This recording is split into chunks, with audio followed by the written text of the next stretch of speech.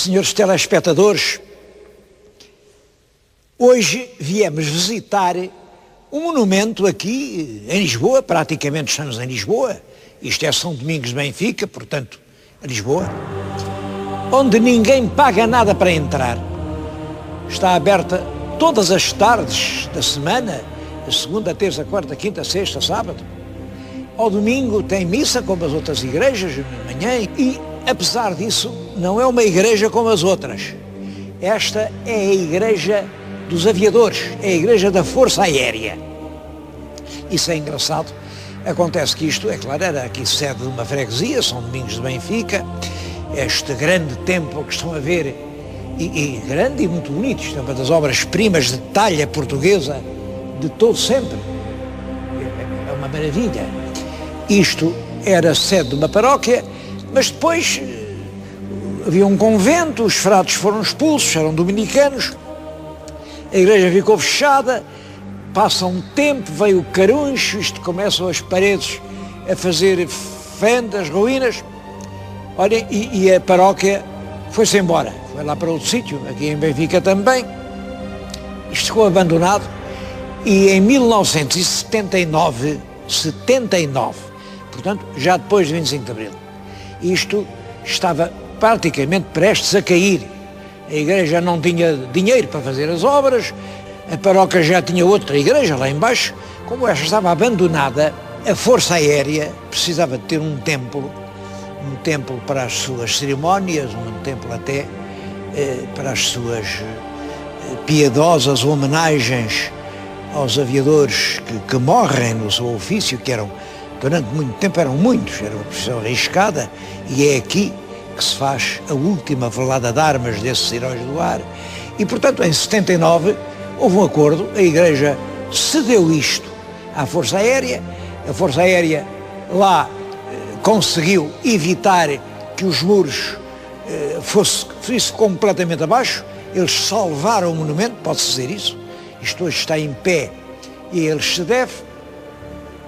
Bom, mas não é para falar nem de Benfica, nem do São Domingos, nem dos aviadores que aqui tiveram Ezequias, que eu vim a este lugar. Vim para falar de um dos mais notáveis escritores portugueses do século XVII. Bom, a opinião é minha, mas não é só minha. O nosso Alexandre Herculano dizia que este escritor é o principal entre os nossos escritores clássicos. O Garrett dizia que é o mais perfeito prosador da língua portuguesa. É ainda hoje para muita gente um modelo. Estou-lhes a falar de um homem que também teve dois nomes. No mundo, enquanto andou, enfim, na vida, chamava-se Francisco de Sousa Coutinho. A certa altura, desgostoso, desiludido, e talvez tivesse ainda outras razões, ele abandonou tudo, abandonou a família, e veio meter-se num convento, e mudou de nome até, deixou-se chamar Francisco de Sousa Coutinho, um dos mais notáveis fidalgos portugueses, e passou a ser o humilde Frei Luís de Sousa. Frei Luís de Sousa viveu aqui, foi antes das obras, isto era um conventico sem importância nenhuma, eu até penso, aquilo representa um conventinho pobre de dominicanos, e isto é feito por um grande azulejista português, talvez o convento era mais ou menos uma coisa assim, uns casebres com uma igrejinha. Foi aqui que o ilustre Dom Francisco de Sousa Coutinho se veio meter. E aqui passou os últimos anos da vida a escrever. Eu vou-lhes mostrar a obra, é uma obra extremamente notável. Bom, mas antes disso queria chamar a atenção para uma coisa que também é interessante. Porque é que ele se veio meter aqui? Bom, hoje, durante muito tempo, praticamente desde que ele morreu, até ao século XIX, contou-se uma história. É que ele tinha tido uma vida muito muito agitada, até um bocado devassa. Ele tinha sido tudo, tinha sido um estudante com muitas galanterias, muitas aventuras. Depois quis ser cavaleiro de Malta e foi noviço, andava lá nos navios a lutar com os mouros. Bom, mas numa das viagens os mouros apanharam-no e foi escravo, esteve cativo durante... Imaginem quem ele conheceu, Dom Miguel de Cervantes, o Cervantes. Ele foi muito amigo do Cervantes, não há dúvida nenhuma, e parece que o Cervantes lhe terá, de certo modo, comunicado o gosto de escrever. Bom, mas depois disso foi negociante, foi para a América, esteve no Panamá, esteve na Bolívia, andou por ali a tentar enriquecer, mas não enriqueceu. Não. Voltou para Portugal e então fez um belo casamento. Casou com uma senhora viúva, Dona Madalena de Vilhena, mas viúva de um homem muito rico, que é Dom João de Portugal, que parece que morreu na Batalha de Alcácer Quibir. Parece. A verdade é que muitos anos depois, a viúva, ele deixou uma viúva, que era a Dona Madalena, e a Dona Madalena, o marido morreu, olha, herdou a fortuna e casou segunda vez, casou com aquele brilhantíssimo Dom Francisco de Sousa Coutinho. Bom, estavam casados, muito bem, a vida feliz, quando aparece lá em casa um romeiro vindo de longe, bate à porta, quer falar com a senhora Dona Madalena. Bom, a Dona Madalena, o marido não estava em casa, mas estava lá um cunhado, e olha, vai lá receber o velhote, o que é que ele quer? E o velhote disse, eu venho de longe, venho de Jerusalém, da Terra Santa, e encontrei lá um português que andou em Alcácer Quibir e me mandou vir aqui perguntar pela senhora Dona Madalena, para lhe dizer só que ele ainda a não esqueceu. Bom, coisa estranha, quem é ele? Bom, o irmão do Francisco de Sousa Coutinho disse, mas então, e como era esse homem? Bom, ele foi dando os sinais e tudo, é um homem alto, não é? E que diabo, não seria o próprio Dom João de Portugal que ainda estava vivo? Então levou uma outra sala do palácio, onde tinha a galeria dos retratos da família, e disse-lhe, olha, esse homem que viste em Jerusalém será parecido com algum destes que vês aqui pintado? O romeiro passou os olhos vagarosamente e apontou, é aquele, não tenho dúvida de que é aquele. Era o próprio Dom João de Portugal. Portanto, Dona Madalena, casada com Dom Francisco de Sousa Coutinho, tinha vivo o seu primeiro marido, milagrosamente escapado da Batalha de Alcácer Quibir. Bom, isto foi o que se disse na altura. Isto é o que está escrito na Crónica de São Domingos pelo sucessor de Dom Francisco de Sousa Coutinho. Nessa altura já mudou de nome, já se chama Frei Luís de Sousa. O sucessor de Frei Luís de Sousa, no cargo, conta isto sem duvidar de que isto é verdade. Isto no século XVII. Ele conta isto 30 anos depois da morte do Frei Luís de Sousa. Hoje os historiadores dizem que não, isso é uma lenda, isso inventaram essa história, havia casos iguais, parecidos, pessoas que foram para o convento, não havia divórcio, mas havia essa maneira, quando já as pessoas já não tinham nada que dizer uma à outra, diziam, olha, pronto, tu vais para ali, eu vou para aqui, a Dona Madalena foi para um convento, ele foi para o outro. Bom, é possível. O casamento tinha-se feito tarde, era um casamento de interesse. O Francisco Sousa Coutinho casou com uma viúva rica.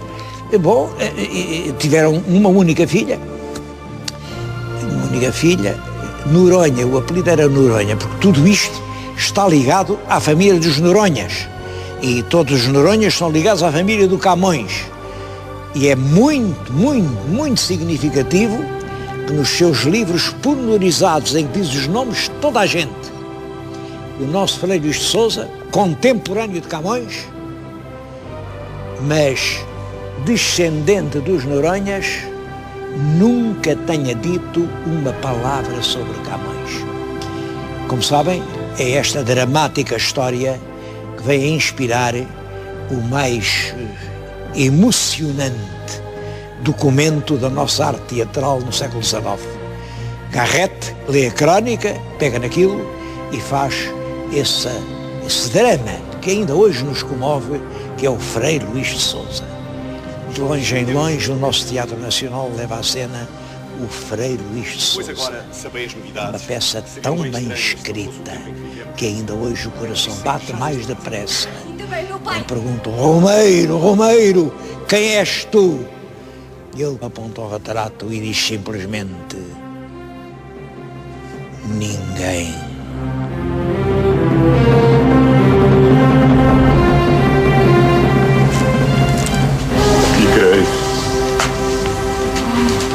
Quando Francisco de Sousa Coutinho e a sua mulher, Dona Madalena Vilhena, souberam que estavam, afinal, casados, sendo vivo o marido dela, resolveram separar-se e ir cada qual para seu convento.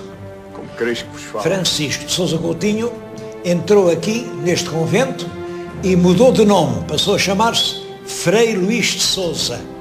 Foi logo nomeado o cronista da Ordem dos Dominicanos. O cronista é o homem encarregado de escrever a história. Bom, e é nos restos da vida dele que ele escreve uma obra extremamente notável. Eu tenho aqui na minha frente os livros mais importantes. Bom, esta é a Crónica de São Domingos. É uma edição antiga, hoje já preciosa. Esta edição é em 6 partes. Na realidade, ele só é autor completo da primeira e segunda parte.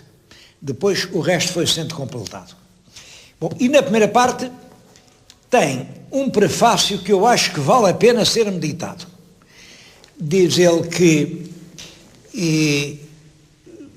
enfim, os materiais com que trabalhou não são dele, são do antecessor no cargo, que era um Frei Luís de Cácegas.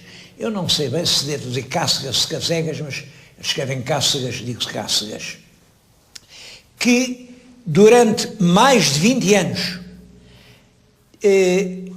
andou pelos conventos da província, desentranhando cartórios, revolvendo pergaminhos, investigando antiguidades e tudo o que, enfim, nos deixou são materiais para edificar, mais do que edifícios edificados. Por isso mesmo, os superiores da Ordem nomearam-no a ele arquiteto do edifício. E o nosso Frei Luís de Sousa compreendeu bem isso. Pegou nos materiais para edificar, que lhe tinha deixado o antecessor, e fez um belo edifício, que é aqui este parte primeira e segunda desta crónica. Outro livro notável é este. Isto agora é uma edição moderna, é a edição dos clássicos Sá da Costa. Esta é a vida de Dom Frei Bartolomeu dos Mártires, que foi arcebispo de Braga. É a biografia escrita pelo nosso Frei Luís de Sousa, que é extremamente bem escrita. Bom, além disso, realmente a vida do arcebispo é impressionante. Imaginem que ele, a certa altura, foi a Roma. O Papa convidou e andou-lhe a mostrar lá o Palácio do Vaticano. Estava então a construir aqueles gigantescos jardins, aquele Belvedere, e o Papa estava muito vaidoso daquilo, mostrou-lhe aquilo tudo, e perguntou-lhe, então, o que é que lhe parece disto? Eu vou-lhes ler a resposta do nosso arcebispo. O que me parece, Santíssimo Padre, é que não se devia preocupar Vossa Santidade com edifícios que mais cedo ou mais tarde hão de acabar e cair. O que digo deles é que de tudo isto, pouco, muito pouco e nada. E do edifício temporal das igrejas não é mais do que se faz. Agora, nas obras espirituais, sim. Aí é que Vossa Santidade deve pôr toda a força e meter todo o cabedal dos seus poderes. É claro, o Papa ficou um bocado aborrecido, então, quer dizer, isto é a altura da reforma, é quando os Papas estão a gastar em gigantescas obras em Roma, fazer edifícios magníficos, mas realmente o lado moral da Igreja fica muito para trás. E o nosso Frei Bartolomeu dos Hortis bem os preveniu. Não é a fazer casas que o tempo gasta, é a fazer obras que o tempo não consome, que os Papas devem consumir todos os imensos rendimentos que têm. Bom, os Papas não os ouviram e, como sabem, o resultado foi a reforma que veio dilacerar para sempre a cristandade. O estilo deste livro é de uma clareza, de uma racionalidade, é uma das obras-primas da literatura portuguesa. Ainda hoje, a leitura deste livro impressiona muito. É realmente um belíssimo livro. Outra obra é esta que ele deixou incompleta, é Os Anais de Dom João III. Bom, e para perceber até que ponto Frei Luís de Sousa era um homem de talento, deve-se comparar este livro com a Crónica do Dom João III, do Francisco de Andrade. É um livro completamente diferente, de uma lucidez e também de uma clareza admirável. É realmente um grande escritor e vale a pena hoje reler as suas obras.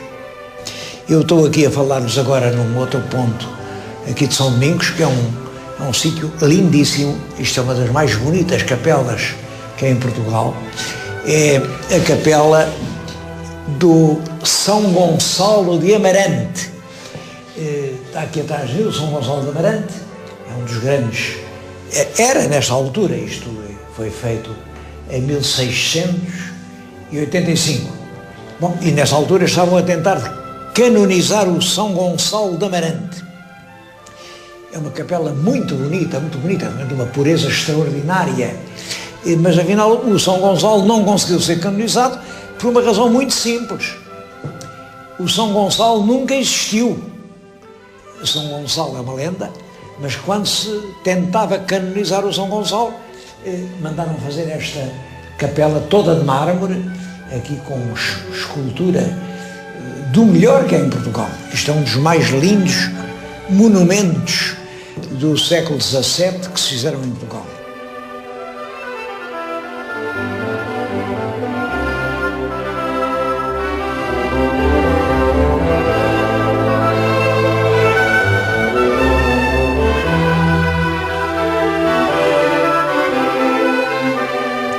O convento de São Domingos tinha um claustro e era passeando nesse claustro que o Frei Luís de Sousa ia pensando nas suas obras. Eu estou agora no claustro, claro, isto é já a reconstrução que fizeram um pouco depois dele passar por aqui, portanto é já a versão do século XVII. Em todo caso, este é o espaço onde viveu os melhores anos da sua vida, o Frei Luís de Sousa. Isto hoje faz parte de uma instituição que também merece uma referência, o Instituto Militar dos Pupilos do Exército. É importante falar nisso porque é uma escola secundária, portanto o sexo também daí o primário, mas depois fazem um secundário, mas ao secundário segue-se uma formação profissional que dá o grau de bacharel em 2 ramos, na engenharia, com 3 tipos de engenharia: engenharia mecânica, engenharia eletrónica e engenharia de telecomunicações, e com a contabilidade e a administração. Portanto, quem sai daqui pode ir diretamente para o emprego. Também pode ir prosseguir os estudos e vai conseguir o grau de licenciado nas universidades. O que é importante, e era isto que eu queria salientar, desta escola não sai ninguém para o desemprego, porque aqui não se fornecem apenas capacidades para frequentar graus superiores, Aqui dá-se a formação técnica para entrar na vida. Nesse sentido, os pupilos do Exército são um exemplo a seguir por muitos estabelecimentos de ensino no nosso país.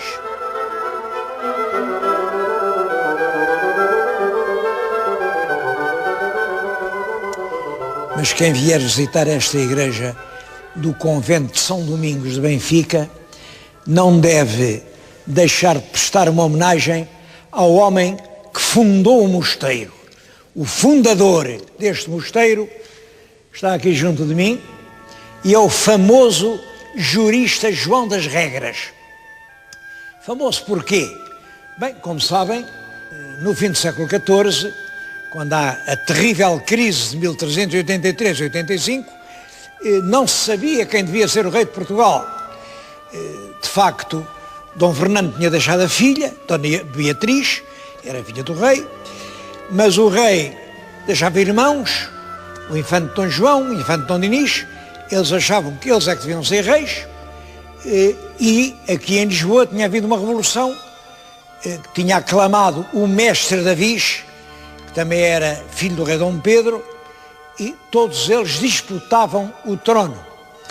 Fazem-se cortes em Coimbra, e em Coimbra é este jurista, mestre João das Regras, quem faz dois discursos extraordinários. Nós hoje não conhecemos o original dos discursos, mas o cronista Fernão Lopes registra com muita extensão os argumentos dele. Bom, em resumo, ele dizia que nenhum dos outros pretendentes, nenhum dos pretendentes, tinha direito ao trono. E como ninguém tinha direito, era um trono vago. Ora, quando um trono está vago, é o povo quem tem o direito de eleger o rei. Portanto, o mestre Davis foi eleito em 1385 rei de Portugal em virtude da argumentação do homem que aqui está sepultado. É, juntamente com Nuno Álvares Pereira, um dos grandes alicerces da independência portuguesa. O túmulo é do século XIV. Claro que Dom João I depois recompensou-o, fez-o imensamente rico, e ele aproveitou essa riqueza para criar aqui, junto de Lisboa, perto de Benfica, um convento consagrado à Ordem dos Pregadores de São Domingos, e ele próprio viveu aqui os últimos anos da sua vida. É uma estátua jacente da sua época, provavelmente ainda com semelhança com ele, o que estamos a admirar.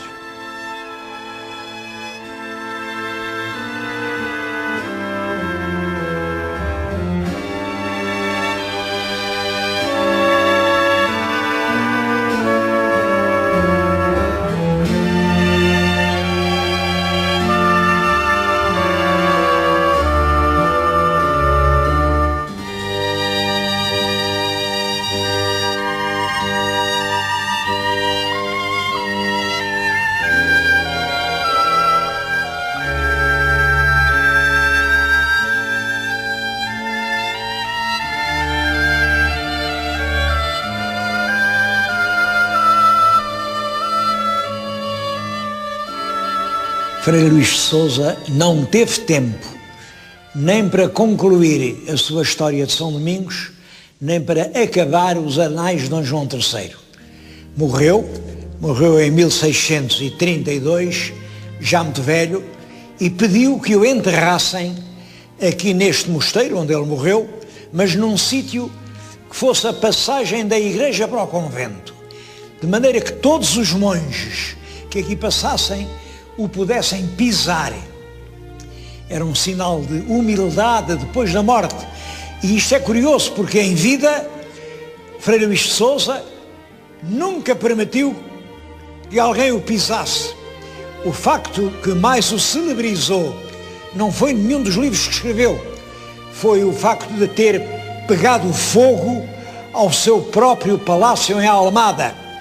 É curioso isso, porque o que se passou foi o seguinte: ele tinha um belo palácio em Lisboa, perto do Chiado, em São Roque, onde vivia, mas tinha uma residência de férias do outro lado do Tejo, em Almada, também muito boa. A certa altura houve peste em Lisboa e toda a gente saía de Lisboa e ia para as casas que tinha. Os governadores do reino, governadores em nome de Filipe II de Espanha, também fugiram da cidade e mandaram requisitar para se instalar as casas de Dom Francisco de Sousa Coutinho.